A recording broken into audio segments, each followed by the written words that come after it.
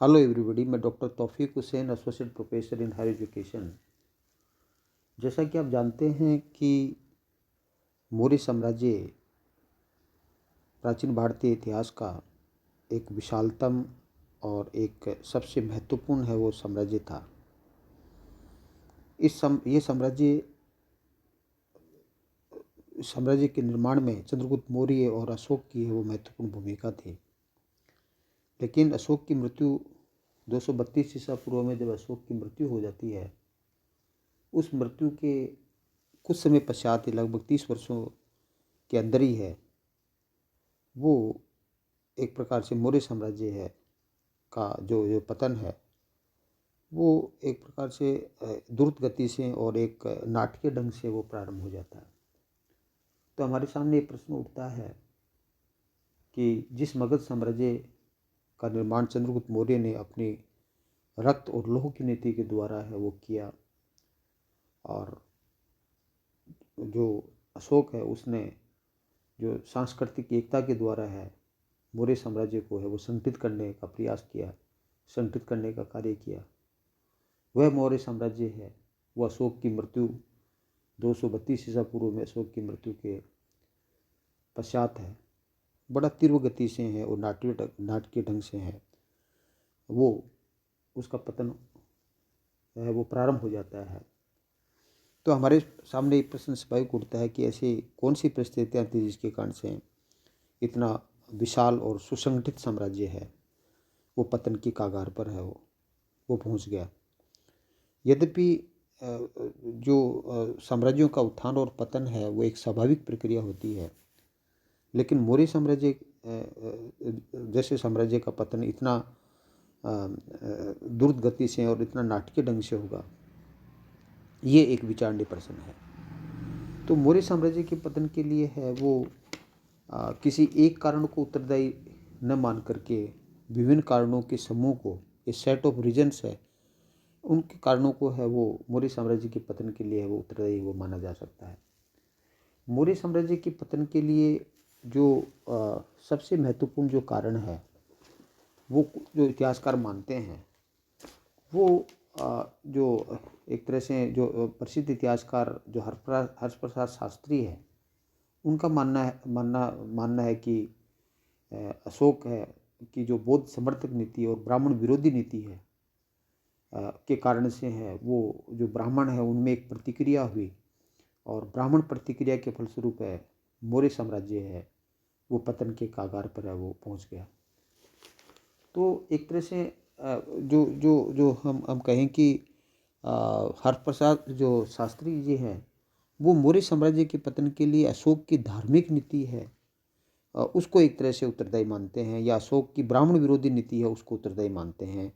कि अशोक की ब्राह्मण विरोधी नीति ने है वो मौर्य साम्राज्य को खोखला कर दिया, और अंत के अंदर जो अंतिम मौर्य शासक जो बृहदत्त था वो उसी का सेनापति जो ब्राह्मण था उसने मौर्य साम्राज्य का अंत कर दिया और एक नए वंश की स्थापना है वो जो कहते हैं कि शुंग वंश की स्थापना है वो की। लेकिन प्रसिद्ध इतिहासकार हेमचंद रायचौधरी है वो हरप्रसाद शास्त्री के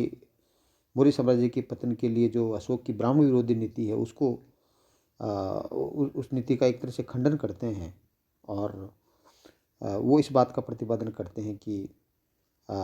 ब्राह्मणों ने कोई संगठित होकर के अशोक की नीति का कोई विरोध नहीं किया। जो पुष्यमित्र शुंग है का जो विरोध था वो एक सैनिक का विरोध था, न कि जो हम कहें कि पूरी एक तरह से पूरी ब्राह्मण जाति संगठित होकर के है वो पुष्यमित्र शुंग के नेतृत्व में है वो उनका विरोध का झंडा है वो बुलंद किया। क्योंकि पुष्यमित्र शुंग वो केवल ब्राह्मणों का एक प्रतिनिधित्व नहीं करता था, ब्राह्मण अवश्य था, लेकिन जो उसने जो क्रांति की अर्थात उसने जो अंतिम मौर्य शासक बृहदत्त की हत्या की उसमें समस्त ब्राह्मणों का योगदान है वो नहीं माना जा सकता। तो देखिएगा हर्षप्रसाद शास्त्री हैं वो उनका मानना है कि जो अशोक है उसने ब्राह्मणों के जो विशेष अधिकारों पर कुठाराघात किया, क्योंकि उसने जो धर्म महामात्रों की नियुक्ति की, जो जो राजोग प्रादेशिक जैसे अधिकारियों की नियुक्ति की, और उनको दंड समता और जो जो जो व्यवहार क्षमता है वो स्थापित करने का जो जो जो जो कार्य सौंपा, और जिस प्रकार उन्होंने पशु बोली पर जो जो प्रतिबंध लगाया, उसके कारण से क्या है कि जो ब्राह्मण जो हैं तो उनके लिए जो याज्ञिक कर्मकांड है वो एक तरह से है वो प्रभावित हुए। और अशोक ने क्या है कि पशु पक्षियों को जो वध है उसका जो निषेध कर दिया,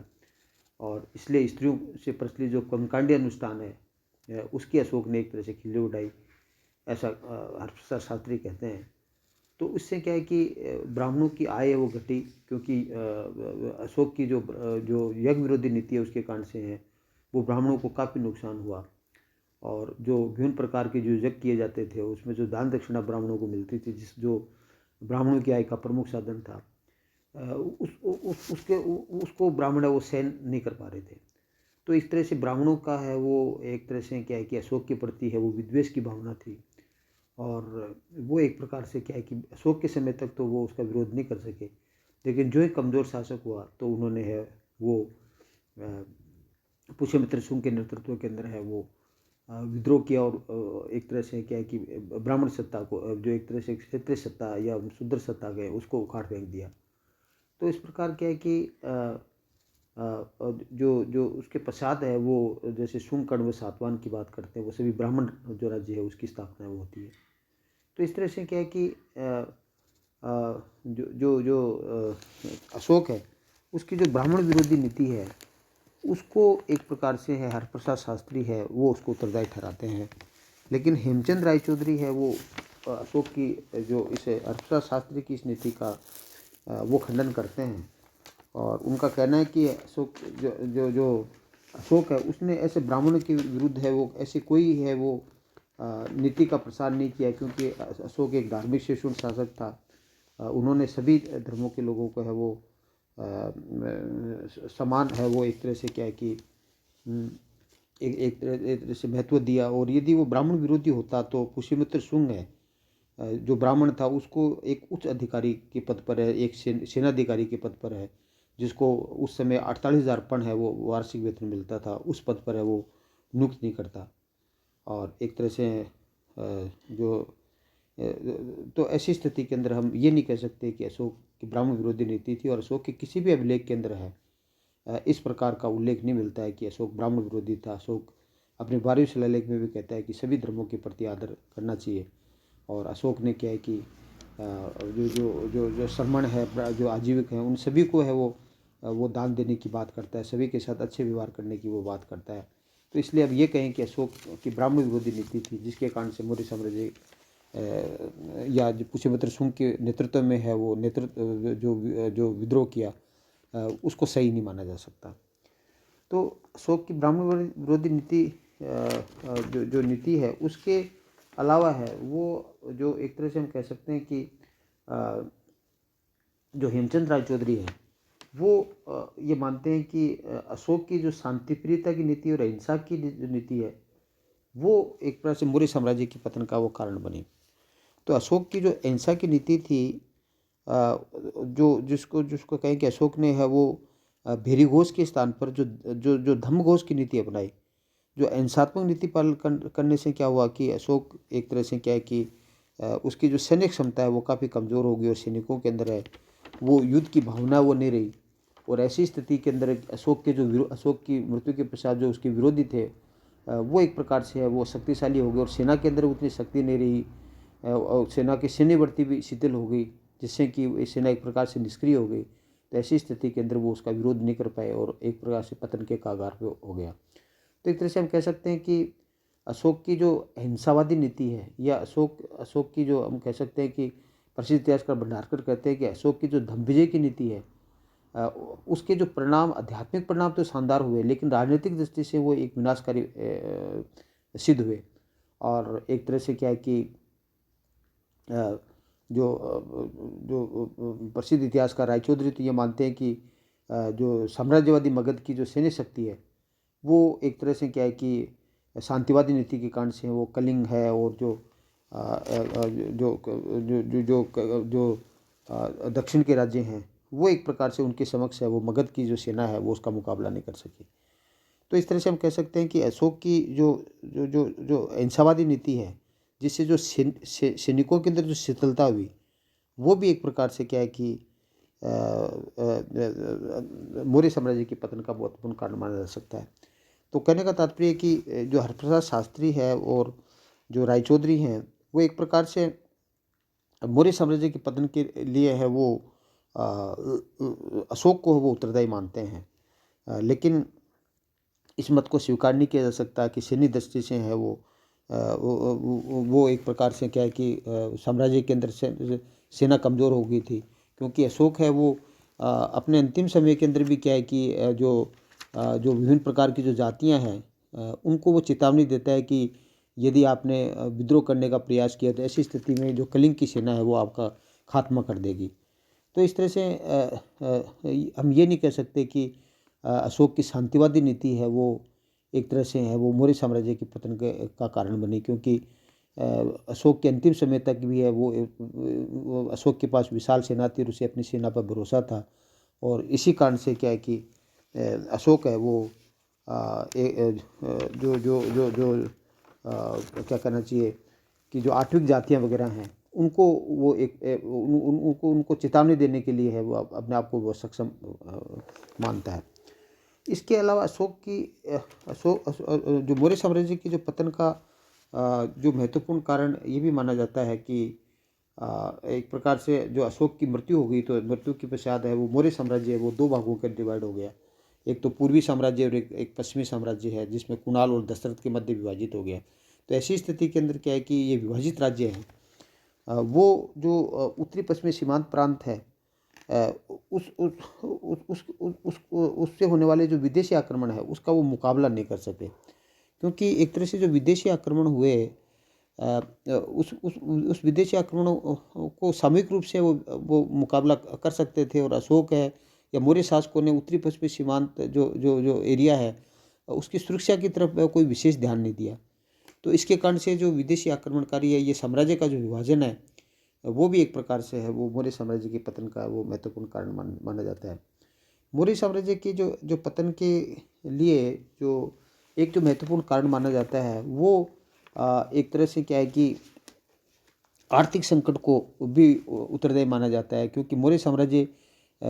शासकों ने है वो एक प्रकार से क्या है कि विभिन्न जो विकसित अधिकारी तंत्र था उसको देने के लिए वो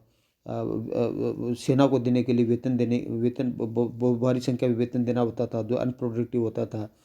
इसके अलावा एक प्रकार से मौर्यों ने है वो विशाल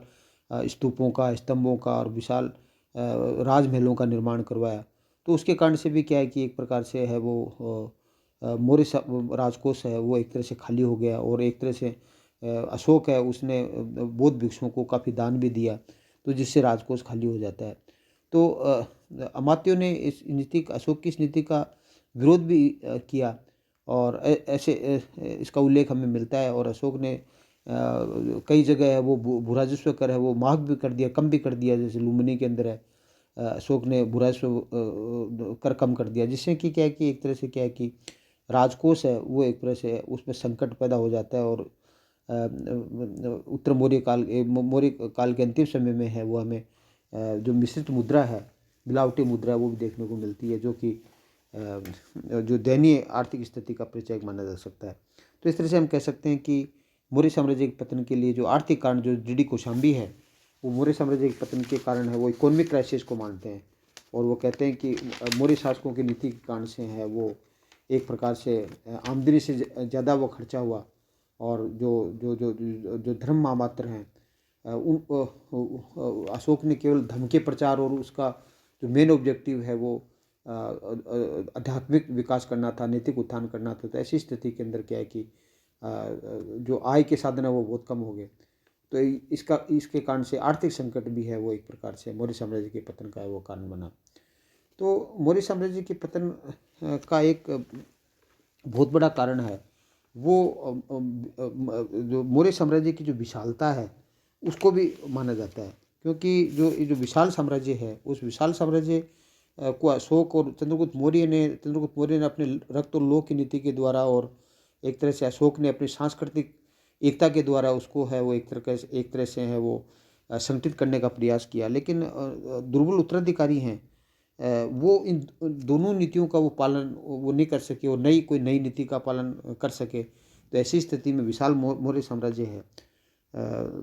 वो एक तरह से वो पतन के कगार पर वो पहुंच जाता है। तो विशालता भी एक कारण था, क्योंकि इस विशाल साम्राज्य में उस तत्कालीन समय के अंदर परिवहन के और जो जो जो एक प्रकार से हम कहें कि संचार के साधन है वो इतने ज़्यादा विकसित नहीं थे, जिसके कारण से क्या है कि मौर्य साम्राज्य वो पतन के कगार पर वो पहुंच गया। तो इस तरह से हम कह सकते हैं कि मौर्य साम्राज्य की जो विशालता थी उसके कारण से क्या है कि जो दूरस्थ प्रांतों पर ज़्यादा जो नियंत्रण नहीं रख सका, उसका जो प्रमाण है वो तक्षशिला का जो विद्रोह है, दिव्य विदान में जो तक्षशिला में जो विद्रोह हुए थे बिंदुसार के समय में, उसका उल्लेख मिलता है। और तक्षशिला के विद्रोह को दबाने में है वो एक प्रकार से जैसे हम मानते हैं कि बिंदुसार ने अपने पुत्र अशोक को भेजा, और अशोक वहाँ एक तरह से है वो वहाँ की जनता वो अशोक को कहती है कि हम न तो बिंदुसार के विरुद्ध है, न यहाँ के जो प्रांतीय शासक के विरुद्ध है, अभी तो जो अमात्य हैं उनके विरुद्ध है। तो कहने का तात्पर्य है कि विशाल मौर्य साम्राज्य के जो प्रांतीय शासक हैं वो एक प्रकार से अधिकारियों पर नियंत्रण नहीं रख सके, और अधिकारियों ने विभिन्न प्रकार के शोषण से वो जनता है वो परेशान हो गई, और ऐसी स्थिति में उन मौर्य शासकों के प्रति वह संतोष पैदा हुआ और वो उसके पतन का कारण बना। तो एक तरह से हम कह सकते हैं कि दूरस्थ प्रांतों के अंदर जो दमनात्मक शासन है, जो अत्याचारी शासन है, वो भी एक प्रकार से मौर्य साम्राज्य के जो पतन का है वो महत्वपूर्ण कारण माना जा सकता है। तो मौर्य साम्राज्य के पतन के लिए जो रोमिला थापर है वो ये मानती है कि मौर्य साम्राज्य के पतन के लिए है वो विकसित अधिकारी तंत्र है वो उत्तरदायी था, क्योंकि मौर्य शासकों ने जो एक विशाल अधिकारी तंत्र का निर्माण किया, वो अधिकारी है वो परीक्षा पद्धति के द्वारा नियुक्त नहीं होते थे, अर्थात योग्य नहीं होते थे। तो उनमें योग्यता की कमी थी, और उस कारण से क्या है कि वो प्रशासन का संचालन वो ढंग से नहीं कर सके, इसलिए मौर्य साम्राज्य है वो पतन के कगार पर पहुंचा। लेकिन इस कथन को भी है वो स्वीकार नहीं कर सकते। कुछ इतिहासकारों का मानना है कि जो मौर्य साम्राज्य की पतन का जो एक महत्वपूर्ण कारण है वो एक प्रकार से क्या है कि जो जो जो दूरवर्ती क्षेत्र है उस पर जो भौतिक ज्ञान का प्रसार था, क्योंकि जो प्रारंभ के अंदर जो मध्य गंगा घाटी है वहाँ पे एक तरह से किस तरह से क्या है कि उत्पादन में वृद्धि होती है, जो आयरन और जो रोपण पद्धति के द्वारा है उत्पादन में वृद्धि होती है, और ये ज्ञान जब दूरस्थ क्षेत्रों पर पहुंच जाता है तो ऐसी स्थिति में दूरस्थ क्षेत्र के लोग भी है वो काफ़ी समृद्धशाली हो जाते हैं,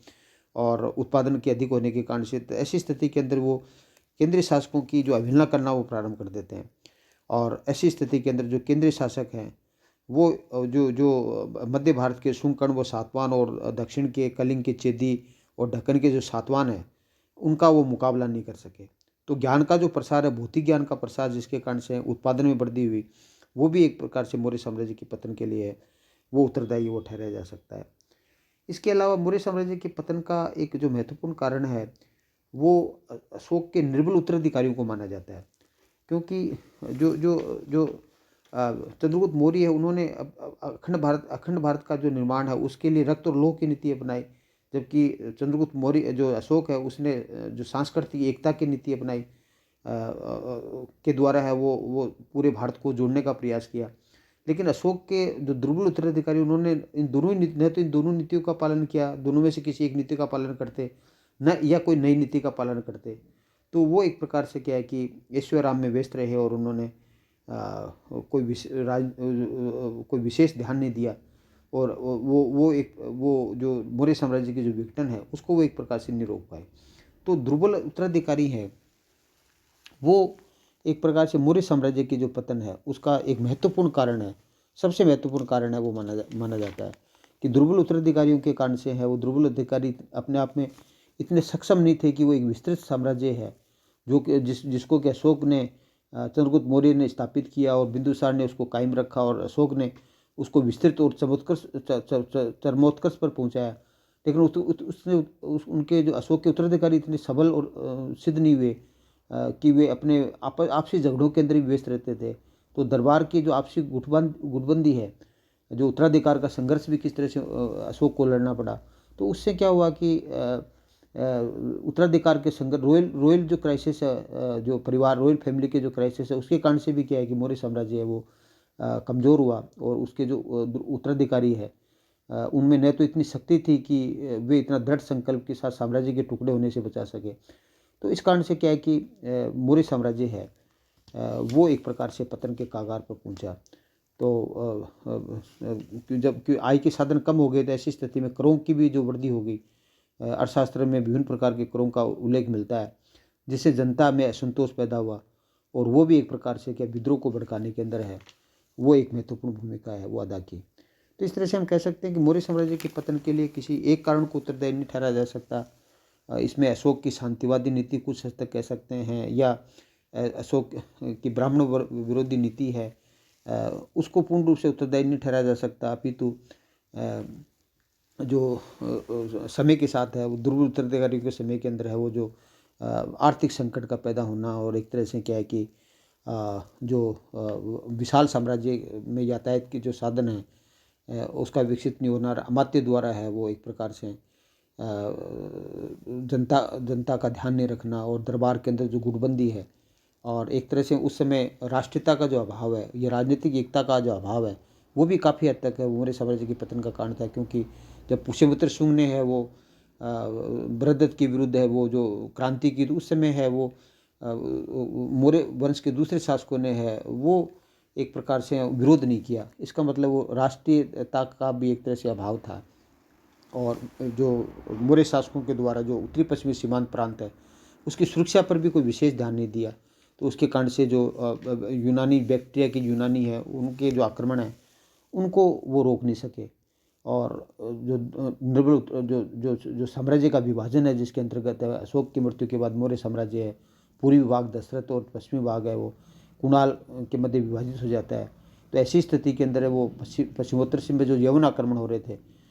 उनका वो सामना है वो नहीं कर सके, मिलकर के संगठित होकर के सामना नहीं कर सके। और जालोक वो किस तरह से कश्मीर चला जाता है,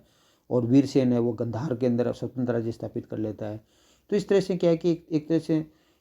जो अशोक के जो पुत्र हैं या अशोक के उत्तराधिकारी हैं वो एक तरह से संयुक्त होकर के है, संगठित होकर के है वो नहीं रहे। इस कारण से मौर्य साम्राज्य का जो पतन है वो असंभावी हो गया। तो इस तरह से हम कह सकते हैं कि विशाल मौर्य साम्राज्य जिसकी न केवल